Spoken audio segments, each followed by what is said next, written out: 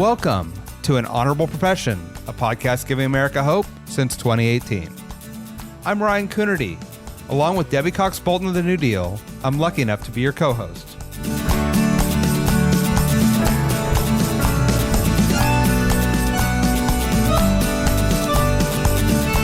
An Honorable Profession is a New Deal Leaders podcast. The New Deal is an organization that supports the next generation of American leaders. From attorneys generals to state senators to mayors to school board members, these are the people that are pushing policies and politics that will respond to climate change, rebuild our economy, address racial injustice, and restore our democracy. These are incredibly talented people who have dedicated themselves to public service when their country and their communities needed it the most.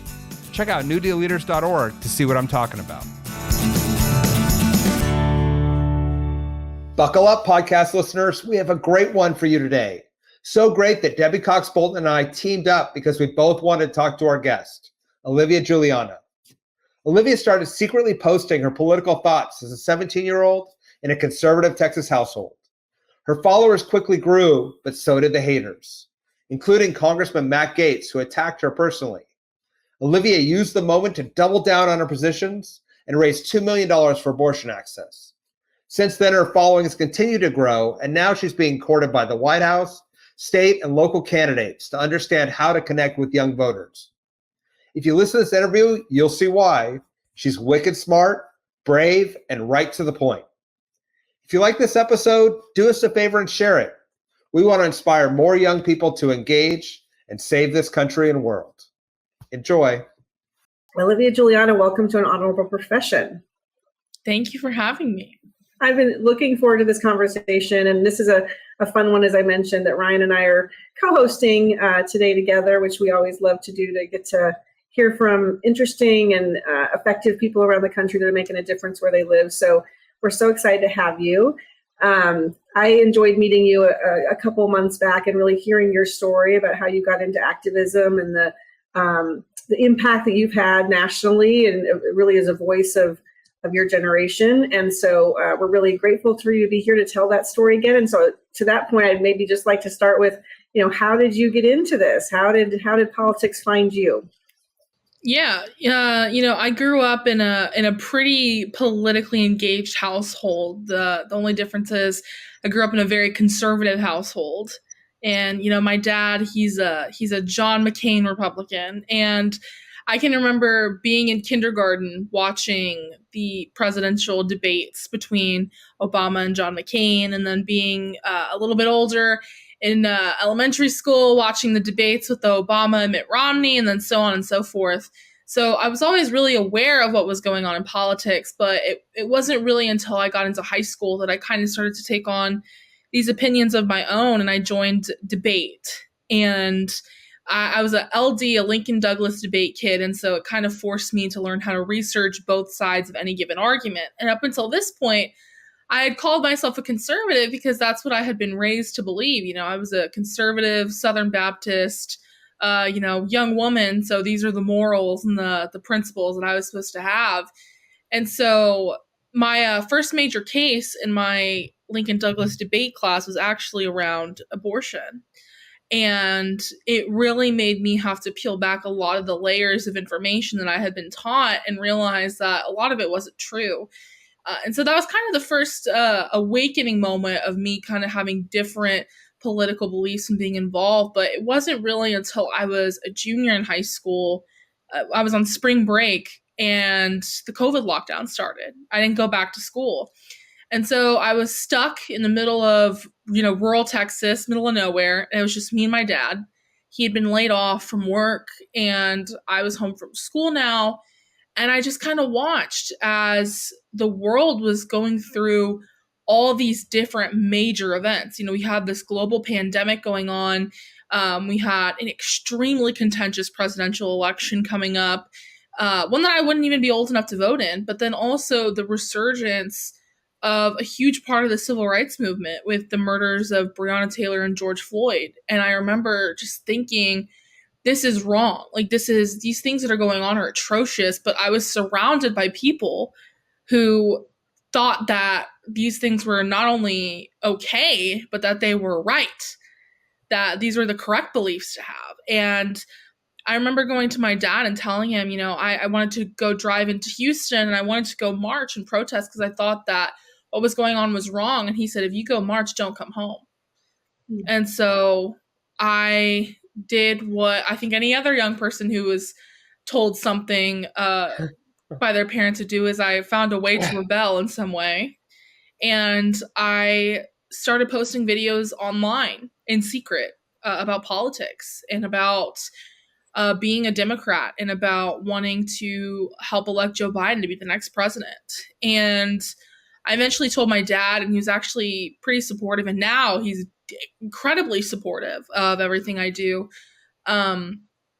But ever since then, it's just kind of turned into something I never imagined it would be, where, being a 17-year-old kid in the bedroom of my rural farmhouse to now living in Houston and having over 1 million followers collectively, and, having the opportunities and experiences I have to, in that very short time span, about 2.5 years, go from being that kid making TikTok videos to meeting the president and having roundtables at the White House has just been quite the experience, to say the least, in a very non-traditional way of coming into the fold of politics.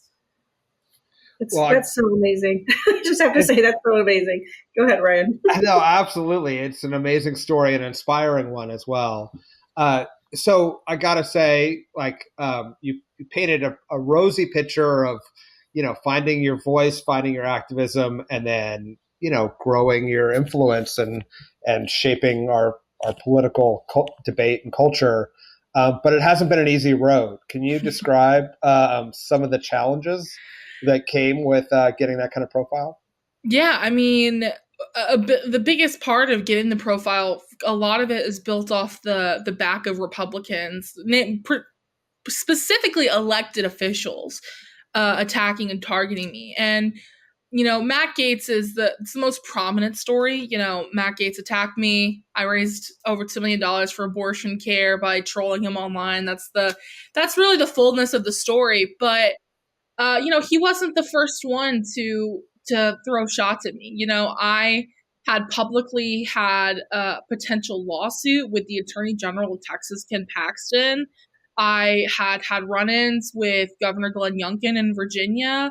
Steve Scalise sent out some nasty tweets. It was always someone. I know the governor of Texas, Abbott's people, have been following me and watching me, and it was just kind of all these different events where it was very clear that they were intimidated by what was going on. And I kind of gained a following in that way.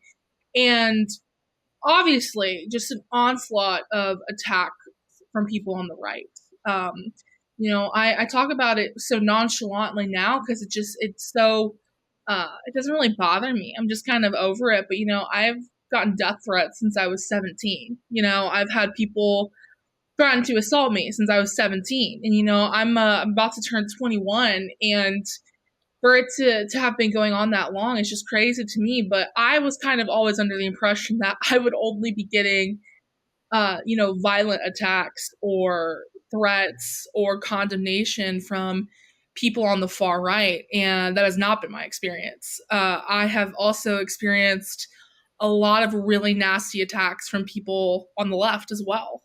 Because I'm not the most outwardly progressive person. I'm not somebody who takes a hard left stance on a lot of issues. It's just not who I am. It may have been who I was at one point. Of course I'm young. I'm not having an identity crisis. I'm figuring out who I am. And as I've kind of gotten older and I guess more seasoned in political discourse and policy, I've kind of taken a much more calm and pragmatic tone and approach to the way that I have a lot of these conversations. And that's kind of resulted in, me being ostracized from a lot of people who are within my age group, but also a lot of people who I kind of came into this work with who no longer agree with the stances and positions that I'm taking. So it's been quite interesting to become a polarizing figure on the left and on the right. I know Debbie and I both want to dive into this in a lot of detail, but I guess, I think most people would be hesitant about putting themselves out there. And then certainly if there was death threats and personal attacks and just all the things that you've had to deal with, what motivated you to keep going and stick with it and fight through it all? I think it's talking with people on the ground. It's kind of hard when, you have people online telling you that you're an evil, bloodthirsty fascist, which is a tweet I literally read this morning. But, I go to events, like I was at the Texas Capitol after Senate Bill 8, which was the civil boundary abortion law, went into effect. And I had a girl, she's like 13, approach me, just tears in her eyes, saying thank you for what you said and hugging me. Or I'll be out in public with my dad having lunch and I'll have people approach me and say, thank you for what you do. And, this past week, the Houston is in the middle of their mayoral election, and I've been out stumping for my preferred candidate, Sheila Jackson Lee. And I've been at the polls greeting people and talking to people and having people come up to you and talk about, thank you for telling the truth about this election, or thank you for advocating so strongly for a Black woman when you're not part of this community. It really does mean a lot. And so having conversations like that in person have really always motivated me because, online is one thing, but when people are so moved that they come talk to you in person or even the positive messages online, there's been a lot of negativity, but there's also an overwhelming amount of positivity as well. It really motivates me to kind of to keep going and having friends in the space as well. I can't turn away from something where, it's changed the trajectory of my life. I was never supposed to be in these spaces. A working class kid from rural Texas shouldn't be in the positions that I'm in, and yet I am. And it's because I've persevered and I haven't, been quiet when people would have preferred that I have. But I guess that's just kind of the person I am. I've never really been one to shy away from a fight or a disagreement. I being the youngest of 4 kids, I guess it makes sense. I want to follow up on the thread about kind of the disconnect, if you will, between the online world and the real world, if you say. Like, you're talking about, what you're hearing on the ground versus some of the vitriol that you're getting online. I guess, how do you think about that? And in particular, I feel like there's a perception that young people online, because of what's online, are one way, in particular, very far left, or, and when I've talked to you in the past, and I know, that you kind of said to me, I don't think that really represents, young people across the country. So like, how do you think about kind of online world versus real world? Yeah, I think that social media is a lot like a megaphone. I think if you're out there sharing messages and it's used to amplify what you're saying, whoever's the loudest, their message is going to go the farthest. But there are a lot of people out there who just aren't super vocal on their opinions on the issues. And I think that's the reality for a lot of young people. Because even if you look at the rates of young people who are voting, it is still a significant disparity between Gen Z and millennials and Gen X and baby boomers. Older folks are still voting at significantly higher rates than younger people. And I think in part that's because the policy and messaging that's been used to attract young people is based off of a section of young people rather than different campaign strategies to all young people as a whole. And this is something where I think it's been a problem, especially in terms of campaigning to marginalized communities, is, not every Latino voter thinks the same. Not every woman voter thinks the same. Not every Black voter thinks the same. It's the same of not every young voter thinks the same. You're going to meet some who their number one priority is going to be climate change. You're going to meet some who it's going to be abortion.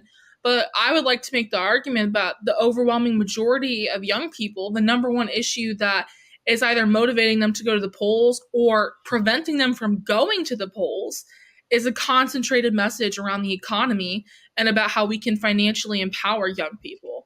And I think that that's the biggest disconnect that we're seeing. And I think we need to do better in terms of messaging how young people can have a stake not only in the future of the workforce and in the future of setting themselves up for success, but also telling them what's already been done to give them a seat at that table that they might not yet know about.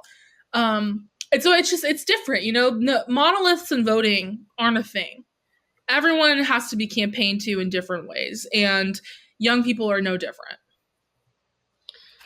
Can you talk a little bit in more detail about both the what of what you hope elected officials would say to young people about economic empowerment, and also the how? Give us old fogies a roadmap here to understand how to engage. Yeah, I've been screaming from the rooftops to anyone who will listen to me, whether it's a congressional campaign or, the White House, we need a concentrated youth economic agenda. There's no reason why at this point that hasn't been something that's been a pillar of Democratic campaigning, especially coming into an election cycle where the youth vote could be the difference in a lot of these key states and a lot of these key races. I think, when we think about, okay, well, how are we talking about the economy to young people? The only two things I can think of is student debt forgiveness and the minimum wage. The overwhelming majority of us are currently in college. That's great. If we forgive student debt, the Supreme Court's kind of held it up, but what are we doing to remedy the deeper illness that's causing that? Because if we just forgive student debt and we don't ban predatory lending practices or teach young people that there are other alternatives to going straight into university. I went to community college. I got Pell Grants because of the American Rescue Plan. I know a lot of young people who have foregone college to go to trade schools. There are other options out there. And there is this narrative of, if you want to be a successful adult, you have to get the 4-year degree from a good university and then you'll survive. And I think that that's the problem is, number one, not everyone needs to go to college. We need some people to be electricians and plumbers and line workers, and that's okay. And it's not any less dignified than going to work a 9-to-5 office job. So I think teaching them what other options are out there, teaching young people that there's not one cookie cutter way to be financially successful in the long haul, talking about what policies you want to pass to remedy these kind of financial burdens that other generations are already dealing with because they weren't fixed by the time they got into early adulthood. And then also talking about not just the minimum wage, but other issues that are talked about to older adults, kitchen table issues, how much your eggs cost, how much does bread cost? Those same things apply to young adults. My tuition might be due a couple months from now, but I have to pay my rent tomorrow. So I need to know what you're going to do to make the cost of living where I live better, what you're going to do to make my taxes as a working class person go down, and what you're going to do to make sure that I am getting the fair share that I deserve as compared to other people who might be getting a lot bigger tax breaks than me. I think that that's the bottom line. It's not just young people or young people in college. It's young people are parents. They're workers, they're students, they're people who are taking care of their parents or taking care of family members. The core root of all of the problems and messaging to young Americans is young people are just seen as a monolith, when in reality, they fit into every other traditional voter profile that already exists. So you can't just message them as, oh, you are a young person. Like if someone were to message to me, it wouldn't be, oh, you're just a young person. It's, oh, you're a young Latin woman who is openly queer living in a state like Texas. There are multiple identities there that have to be addressed when campaigning to me, because not every single talking point and message you have to me is going to resonate just because I'm young. Because the issues that I'm facing at times can be a lot similar to the issues that my dad is facing at 60 years old. So I think that that's the biggest difference there, is we're talked to like we're children, but we're expected to vote like adults. I love that line actually a lot. I might ask a follow-up kind of related to that. You mentioned, and I saw you on social media talking about the fact that the ARPA was going to help you finish college first in your family. Amazing. Congratulations. So, we're heading into the election year with Biden, on the top of the ticket. And it feels to me like there's a real lack of understanding of some of the things that the administration has done. I saw a poll, I think, after the bipartisan infrastructure law was passed, like only 24% of Americans knew that it even passed. So it's a problem, not just with young people, it's a problem with everyone. But I'm just curious, is your sense, how, kind of digging deeper in what you said or continuing the conversation, I guess, how do we reach people? How do Democrats talk about not only rightfully, as you're saying, what they're going to do, but also what they've done, and even just to, what some of those accomplishments are? How do we get that message out? Mm-hmm. Keep it simple, stupid.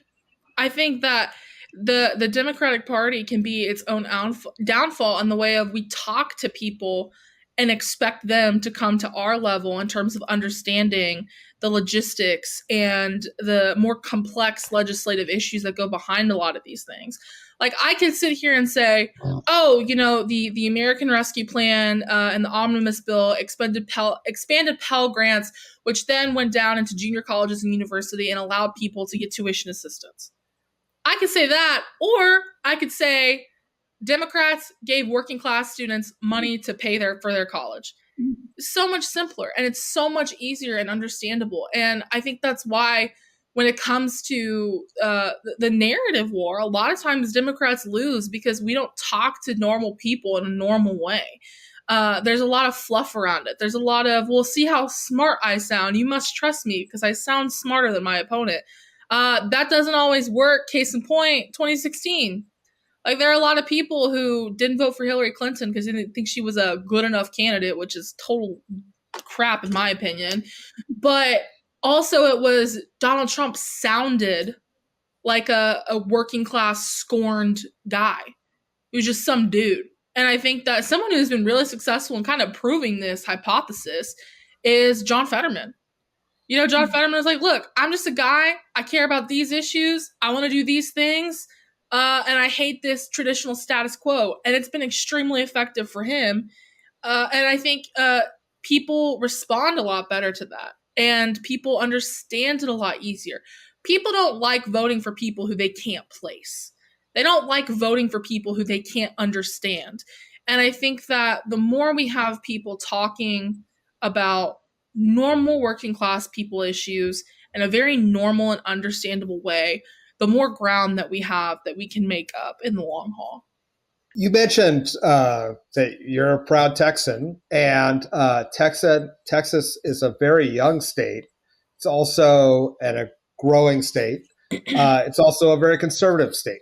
Can you give us a little lay of the land from the ground of where you think Texas is headed? Oh yeah, I said this the other day, and I mean this from the bottom of my heart. By 2030, every statewide office in Texas will be blue. That's just the reality, and that's why you see right now the Texas GOP is actually in the middle of a civil war. They're all fighting with each other. The governor, the lieutenant governor, and the speaker of the House are constantly disagreeing, and actually, because of the impeachment of the attorney general, now they're actually having a primary war where they're primarying a bunch of sitting incumbents in a presidential year because they're not conservative enough. Texas has been controlled by conservatives for 30 years now at this point. Every state office is held by a Republican, and yet they still can't govern because they can't govern. And I think that that's starting to spill out more and more. And Texas is a young state, and Texas does have a lot of voters, but 9 million of them didn't vote in the 2022 election. And people will ask me, well, why is that? Why aren't people getting out and voting? And it's number one, I think that Texas would be in a lot worse position if Beto O'Rourke hadn't been at the top of the ballot. Because the reality there is Greg Abbott had to spend $100 million to keep his seat.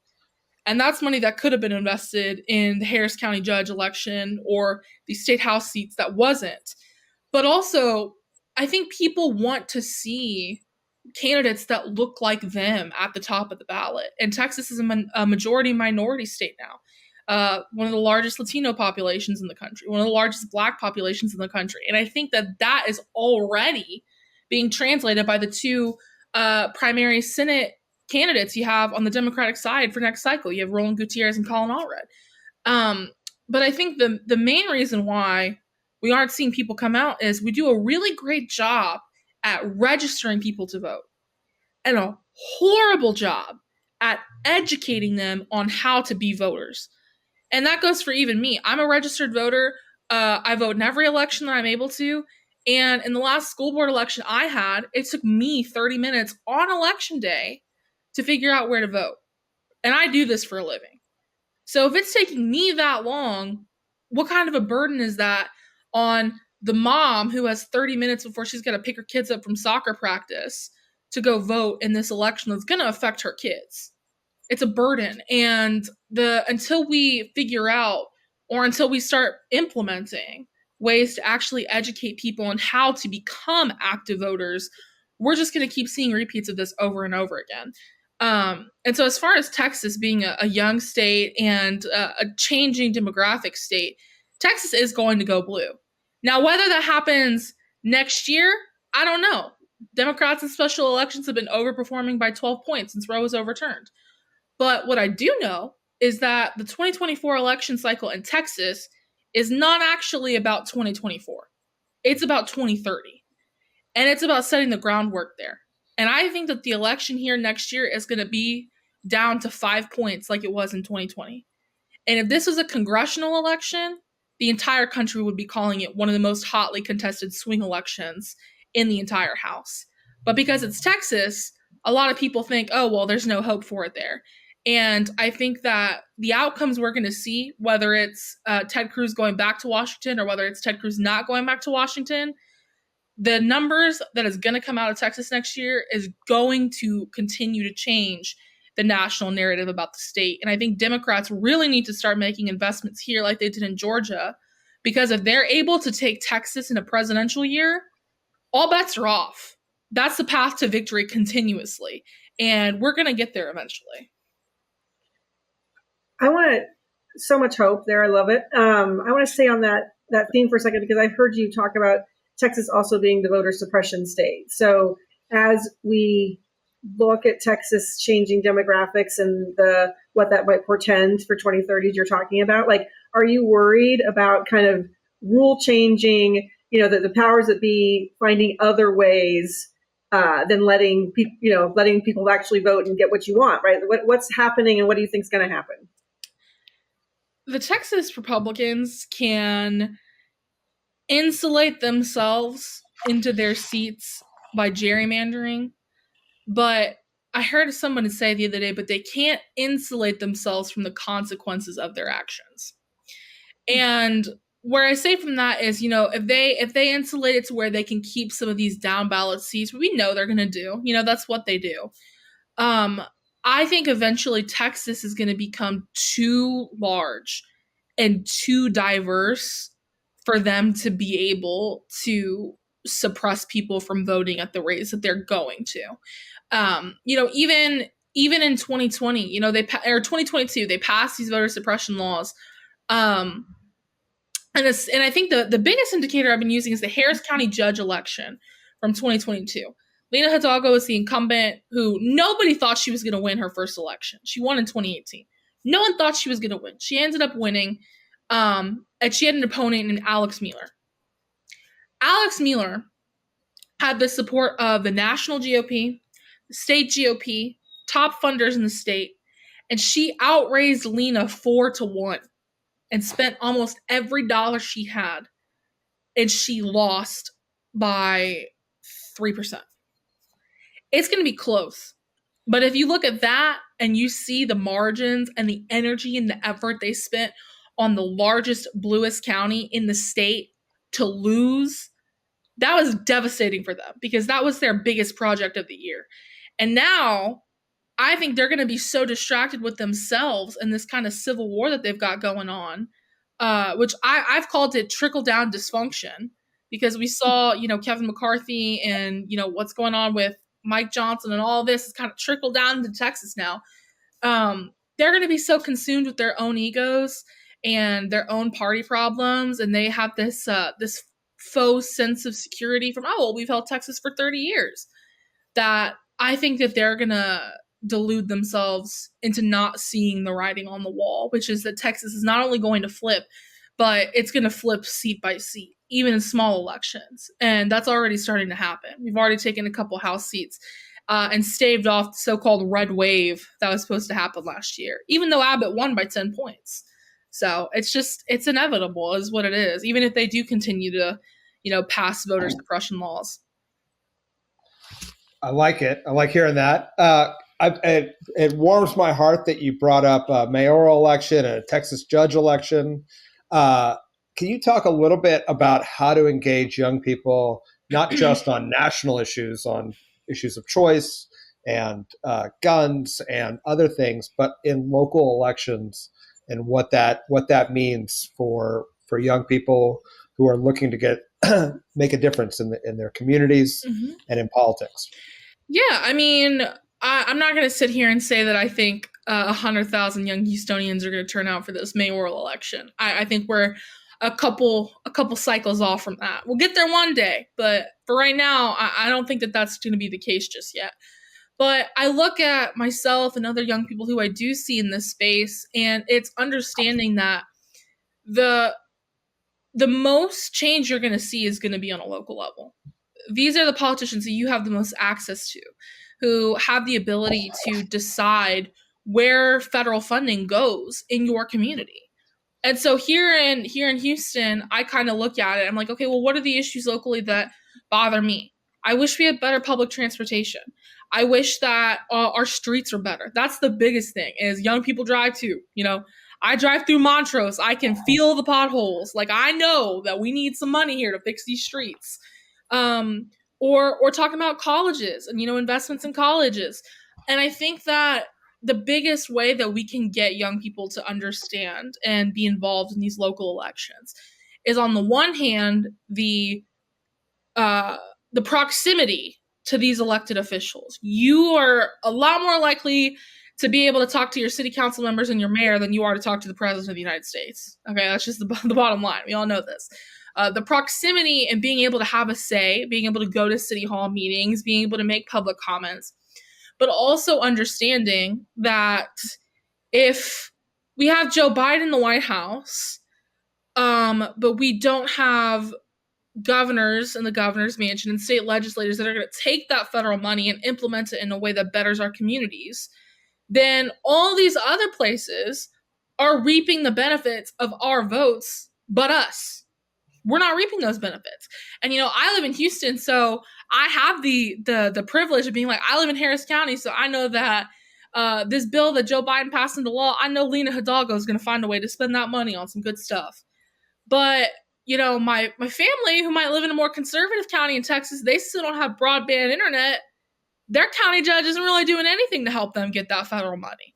So I think it's understanding how the branches of governments work together, but also understanding how you will physically be able to see the difference in your community if you elect good local leaders to represent you. I guess I know you've talked a lot about this in various ways, but I'd like to put like a super fine point on it. Like, what's your single message to national Democrats heading into 2024 for them to both turn out and engage and win the votes of young people? Mm-hmm. Number one, economy. I think number one, finding ways to message the economy and finances to young people. Because, whether you're young or old, I tell people this, and some people don't like to hear it. People are not voting based off how they feel. They're voting based off their financials.